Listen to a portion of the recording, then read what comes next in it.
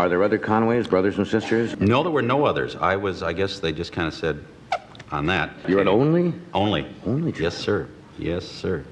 But a real bright kid, and I've done real well, so...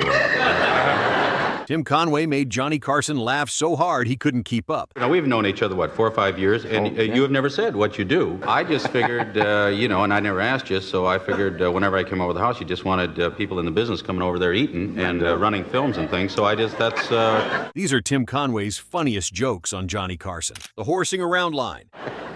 Just before I went on, the director, Bill Carruthers, who I thought did a sensational job at the Emmys, he said, "We are really running long." He said, "Don't go out there and horse around, just go out and say thank you." And I said, "Okay."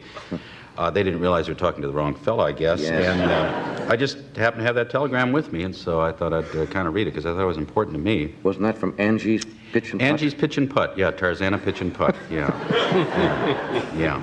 And I also I have a friend, Ernie Anderson, that I've known for about 16 or 17 years from Cleveland, and that was his telephone number I gave. Yeah, because he said, "Mention me if you win," so I thought that would be the best way. Tim delivers the phrase like perfectly ordinary advice instead of a punchline, making Johnny meet the absurdity halfway with such calm confidence. The small-town joke. The fishing when you were a kid and going down to the river and... Yeah, we didn't have a river, but we went down and fished.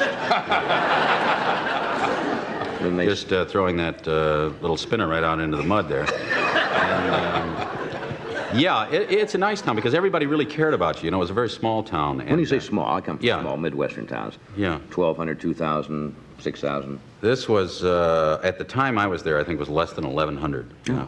You know the old gag about they had a parade and everybody was in it, but I went back one year for a parade, and it was a cherry blossom thing, and really everybody was in the parade, and it just went down the street, you know, waving at sidewalks. And there's nobody there. Yeah, everybody was. Tim starts with a harmless small-town setup that sounds standard, then trims the line down very abruptly. Conway's car is gone. Room full of people.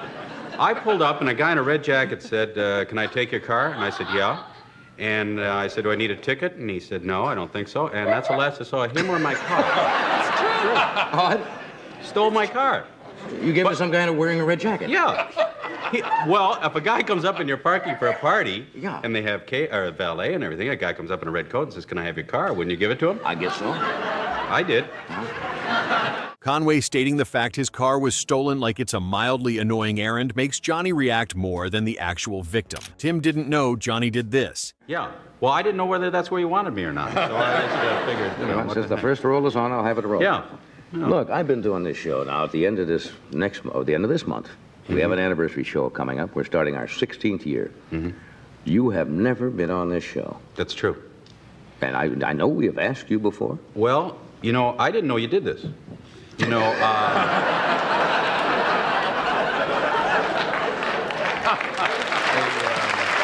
Conway acts like appearing on The Tonight Show is some strange side hobby Johnny never mentioned before with such polite sincerity, making the host sound oddly secretive. Conway has nothing to discuss.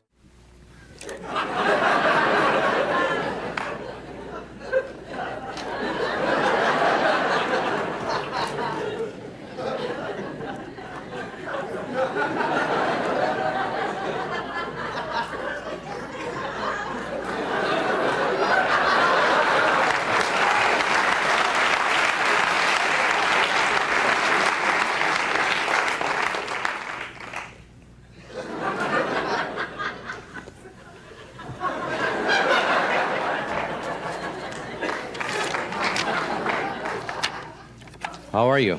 pretty good. Tim makes the emptiness itself become the joke as Johnny keeps trying to restart the conversation, which only makes the dead air funnier. Tim and Carol Burnett fall into rhythm. The Apple Dumpling Gang rides again with Don Knotts tonight. Is that out Disney. already? Is that out now? Sure. Boy, you probably have. Well, you wouldn't want to rush down and see that, probably. Why not? Yeah, you guess you would. I'm a big fan of yours. Yeah. And then another one coming out. Another one with Don Knotts tonight. Don Knotts and I are practically Don Knotts and me. Going together. Don Knotts and me. No, you guys aren't in it. Just Don Knotts and I. Don Knotts. Carol was correcting your grammar with Don Knotts. She should. Sure. Yeah. Okay, so Don Knotts and I are in this thing with... No, Don, not to me. Don Knotts. the three of us are in it. If it's a subject, you use Don Knotts and I. If you say with, it's Don Knotts and me. Right. Yeah. It's really See, not a thing. what to do is you leave out Don Knotts and you say, with me. He's going to get steamed about this. He's really... I don't think we can cut him out of it. They sound like two people who know exactly how to nudge each other into something funny, as every small reaction feels like it could become the next joke. I've never been on here before. First appearance becomes career joke. I just figured, and I never asked you, so I figured whenever I came over the house, you just wanted people in the business coming over there eating and running films and things, so but they mentioned it the other day that this is what you do. This is what I do for a living. Nice. Yeah, got a band and everything. It's really good. It's dynamite, really. Hey, congratulations. For what? Well, Oh, I thought you knew something about my private life. No. Tim turns his first Tonight Show appearance into a joke about his own career somehow missing the most obvious stop, framing it like harmless oversight, the father joke. I am the best father in the valley. I hear that. Yeah, I really am. I hear you. I Fine. live for my kids. I really do. I didn't care too much for the early years. I mean, but I got right in there, boy. I went through the diaper thing in the toilet there and everything. And, And putting them in the can? Yeah.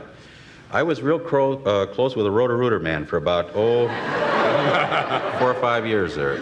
No, but I grew up with them because in this business, you have a lot of time during the summer and everything, and they're very fond of me, I think. I hope. Yeah. Because when I go to the old actors' home, I want them to come out on Sunday. And don't we all? Yeah. He talks about having a big family with the weary calm of a man who's already lost every domestic argument, making chaos sound so normal he barely notices it anymore, transforming what could be a loud complaint into quiet defeat. Conway's story with Jonathan Winters. No, these specials on, well, you said it. It's on Saturday night, and it's Jonathan Winters, and Bernadette Peters, and the Marquis Chimps. I wanted to get somebody for Jonathan to work with. And strange, I think Johnny is as funny on this as I've seen him in a long time, because we just had a sketch where we let him go. I was a drill instructor in the Marines, and he was a private, and the only setup I gave him was, you're going to put together an M1 rifle, and I'm going to stay on you until you get this thing together. And that was the premise of the sketch, and he just fractured me. I mean, he came, well, you know. Well, as we all the know, man is insane. No, Johnny, when he gets rolling. When he gets going, and he did, he just came up with a classic. It was good. Yeah. Good. Wait for another commercial? You're going to stay with us, aren't you? I hope so. You're just not going to sit here and well, run. every 15 years, I like to kind of rest. That's right. This one works because Tim describes working with Jonathan Winters like surviving a professional hazard while framing comic genius as something dangerous and uncontrollable, making that unusual point of view alone a great joke through the military comparison. Tim's favorite sketch on The Carol Burnett Show. Some great sketches on Carol's show over the years. The dentist sketch, there are a million sketches you do. What's your favorite?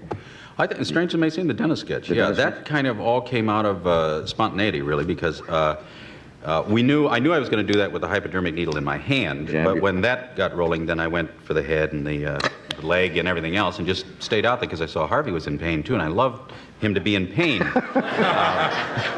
And so we just went with it, and I think it was one of those nights when people were laughing. You're brilliant when you're working. You really are. Yeah, I was just thinking about that myself. No, I am. Tim talks about comedy like it's the most normal thing in the world without building it up like some grand artistic statement, saying it with that dry confidence that makes every memory sound a little funnier than it should through careful understatement. Tim makes Carson crack up, nonstop. I had a funny thing. I used to get physically ill whenever I appeared in front of people. And as a matter of fact, on the first time I did the Gary Moore show, what was the other guy's name that was with Gary? Durward Kirby? Durward Kirby. I actually, before going on, did something on Durward that he has never forgotten. Because I would get very nervous before a show, and then when they would mention my name, it started in football. They would say, number 21, here he is, right guard, whatever, Tim Conway, or Tom Conway, and I would actually get sick. I'd just go over to the fence and get ill. So then they stopped giving my name because they thought that was the problem. Number 48, I want the number. And it got so I would even do it on the number. So. What makes this one work is how Tim can turn a light studio setup into something that feels weirdly unsteady in the funniest way. Never seeming to try too hard, just keeps nudging the moment a little further off balance with each seemingly innocent response. The opening Tonight Show conversation. Well, wise guy, you said do a basketball player, remember? We were at Harvey's birthday party, and you're the one who said that I think this will work, so it's all your fault. Well, you came on here one night, you did weightlifter. Mm-hmm. as Mr. Dorf. Right. And then you did a jockey. Right. An elf. An elf. This has become my life. Yeah. Yes. This is one of those Conway bits where the laugh comes from how ordinary everything sounds at first, with Tim answering like he is being perfectly helpful. But the answer is just crooked enough to throw Johnny off while staying calm, letting Johnny do all the reacting and heavy lifting. And we were at Harvey Korman's birthday party, and I said, I think it might be funny if you come in and play A a basketball, basketball player in the NBA. Well, see how wrong you were. Well, I thought it was What do you know about comedy? No, it was great. Yeah, thank you very much. See, by golly. I'll come up with these things. Yeah, hang around. How'd you come up with a character? Now, I never saw you do this character on the Carol Burnett Show. No, that's true. I guess I had a show of my own, and Harvey did it with me one time when it was a takeoff on Fantasy Island, and I was boss the plane, and. That dynamic is always funny with Tim because he never looks like he is reaching for a laugh, making the host work harder while he sits there sounding completely reasonable about increasingly unreasonable things he's saying. The opening probably involves standard "how are you" pleasantries twisted slightly into surreal territory through odd word choices that sound almost right. Tim likely responds to simple questions with unnecessarily complex answers that technically make sense but feel fundamentally wrong to anyone listening. As you mentioned, last time we saw each other was at Harvey Korman's birthday party. I guess he'd be 60 years old. It was very, announced publicly, very traumatic. so we can, yeah. Traumatic for him. Yeah, and You've known him for a long time, longer than I have. Right, and it was a beautiful party, as you know. All his friends were there, which were 11, wasn't it, that we had actually counted? No, he invited... A lot of relatives. I guess a friend a year or something like that. So there were, a lot of relatives, as I recall. 60 people there, and it was a marvelous party. He spent a lot of money on it. I was really surprised to know that Sears made wine, but I feel... Johnny probably does double takes at the odd phrasing, trying to figure out what just happened in the exchange. The conversation seems normal on the surface, but feels fundamentally wrong underneath, creating cognitive dissonance in viewers. Tim maintains innocent expression throughout the exchange, as though he doesn't understand why Johnny seems confused by perfectly clear statements. Conway can't stop talking. Tim, do you have anything wrong with your kids at home? Oh, I'm sorry. Just yeah, I'm doing some research on. I just wondered if you had an opinion on it. I'm doing some research on people that end up as they have. And I found out that people like this are more likely to have been very ticklish as little children. Were you ticklish? Were you ticklish? No. Only developed lately. It means that... Why? Do you mean those of us who are a little, ticklish, yes, crazy are more likely to be sensitive? It's just a little rule. And you notice the stethoscope and we can't feel the... Wait a minute, Richie's going to do the famous trick with a handkerchief. This moment gets funnier because the interview stops feeling like a normal guest segment and starts turning into a survival exercise as Dr. Lendon Smith keeps rolling forward so relentlessly that Tim Conway and Richard Pryor stop trying to control the conversation entirely, giving up. They start reacting to the verbal overload itself, giving the bit two distinct layers, showing whatever the doctor is saying, and the growing disbelief on the faces beside him, creating perfect, unexpected comedy. Conway is especially good here, because he does not try to overpower the chaos, but instead lets the nonstop talking bury the entire room, then turns his subtle reactions into the actual joke, while Pryor doing the same only makes it better through their silent communication. Point out a typical spot, and they will, and oh yes, we see a lot of that. And I don't know. I don't do very well with...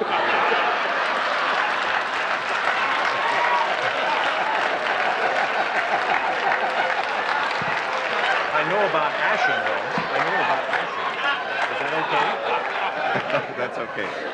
Well, enough of that. You're watching two very sharp comics lose to pure, unstoppable momentum, as the doctor apparently discusses something medical or child-related without pausing for breath or acknowledging anything happening around him in the studio. Tim and Richard probably exchange glances, acknowledging the madness, silently creating wordless comedy through facial expressions alone that speak volumes. Johnny likely tries interjecting multiple times but gets steamrolled repeatedly by the doctor's relentless monologue that won't stop. The doctor remains completely oblivious to the comic chaos he's creating, just powering through his talking points like a machine. Tim's eyebrows probably do incredible work throughout expressing entire novels worth of commentary without saying a word. Pryor likely adds physical comedy through exaggerated body language that Johnny can barely contain without breaking. The audience watches three completely different comedy styles collide in real time, creating unique moment that couldn't be replicated. Johnny probably gives up trying to moderate eventually, eventually just surrendering to whatever is happening, accepting his fate. The segment becomes about endurance rather than content, as everyone wonders how long this can possibly continue before someone intervenes. Tim makes small attempts to speak that get immediately crushed by the next wave of words from the unstoppable doctor. Richard probably mimics the doctor's intensity mockingly when the camera isn't directly on him, creating side comedy. The relentless energy becomes both exhausting and hilarious, as viewers feel the same trapped sensation the guests experience. Conway's infinite patience makes the doctor seem even more unstoppable by contrast through his calm acceptance. The combination of Pryor and Conway creates a dream team of reactive comedians who feed off each other. Johnny probably apologizes to viewers for losing complete control of his own show, admitting defeat. The segment likely runs long because nobody can figure out how to stop it politely without being rude. Tim probably references this bizarre appearance in future visits, using it as shorthand for chaos and lost control. The mayhem demonstrates Conway's remarkable adaptability to any situation, no matter how unexpected or unprecedented. Every Johnny Carson interview followed a predictable pattern until Tim Conway sat down and quietly dismantled the entire structure by answering questions just slightly wrong enough that Johnny spent the rest of the segment trying to figure out what just happened while audiences watched a master comedian make chaos look like cooperation. The funniest part wasn't any single joke, but watching Carson realize too late that he'd lost control of his own show to someone who never seemed to be trying, showing that true comedy genius doesn't announce itself. It just sits there looking innocent until everyone else is drowning. Which Tim Conway Tonight Show moment do you think was his funniest? Let us know in the comments, and don't forget to subscribe for more memorable Tonight Show moments.